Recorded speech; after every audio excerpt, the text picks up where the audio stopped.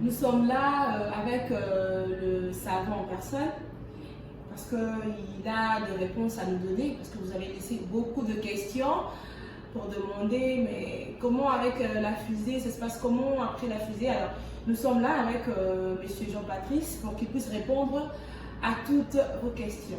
Bonjour monsieur. Bonjour. Comment vous allez?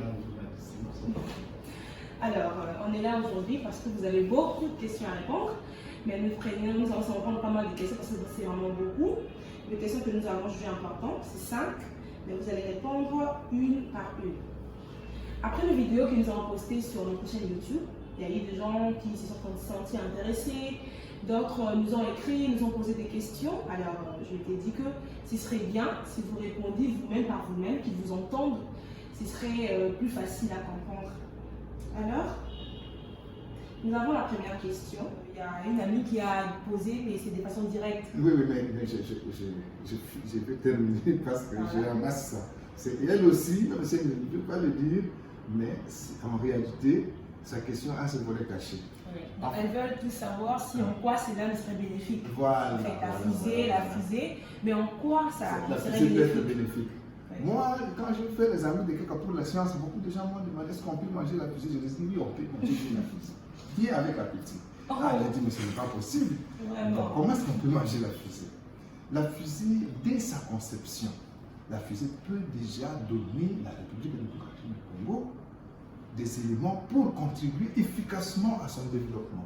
On ne dit pas que c'est nous qui allons le développement, nous disons que nous allons nous participer efficacement au développement du pays. C'est ce que nous appelons des retombées technologiques. C'est vraiment un bénéfice que nous amenons au niveau du gouvernement congolais, au niveau de notre pays, mais en amont. C'est-à-dire, dès lors que nous commençons avec la première fusée en 2007, si l'État nous a compris, on pouvait déjà utiliser. Là, je vais donner un simple exemple pour que vous compreniez qu'on mange ça. Lorsque nous faisons les carburants de fusée, les carburants de fusée, en tout cas pour ma fusée là, je passe du sel qu'on mange à la cuisine. L'élément de base, vraiment, c'est le sel. Oui, mais il faut transformer ce sel chimiquement. Pendant la transformation, il y a des sous-produits que nous dégageons, qu'on n'a pas besoin chez nous. Nous, on cherche à transformer, que ce soit les carburants.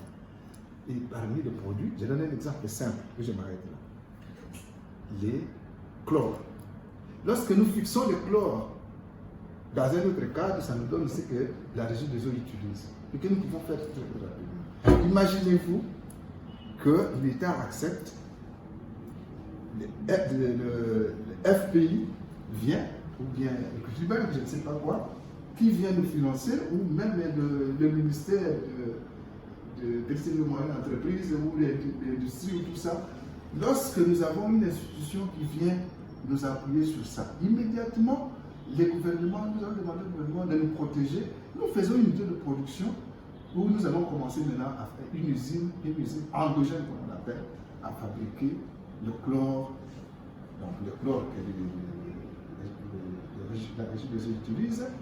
Mais vous comprenez immédiatement, toute une industrie, c'est toute une entreprise. Lorsque vous avez une entreprise, il y a des histoires à payer, c'est des tas de taxes et tout. Il y a des gens qui ont des diplômes qui ne savent même pas quoi en faire, viendront travailler. Et même des papas qu'on a déjà chassés ailleurs. Pour nous, nous sommes les Congolais, on peut toujours les ramasser, les reprendre pour qu'ils travaillent. Et puis, l'argent va entrer dans le trésor public. Vous savez, toutes les contributions sur chiffre d'affaires, sur ceci, tout ça, que l'État cherche. Je ne peux pas aller là, sinon l'émission va se terminer.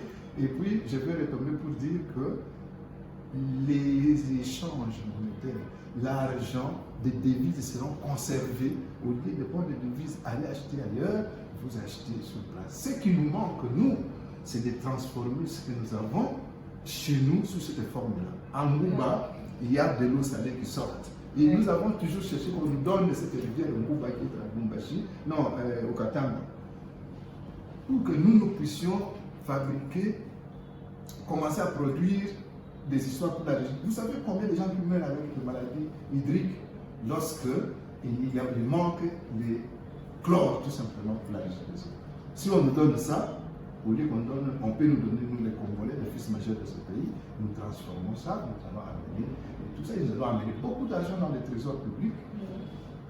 Et enfin, voilà, je ne donne qu'un exemple pour dire, sans parler de tout ce que nous faisons aujourd'hui, smartphone, il faut la fusil, tout ce que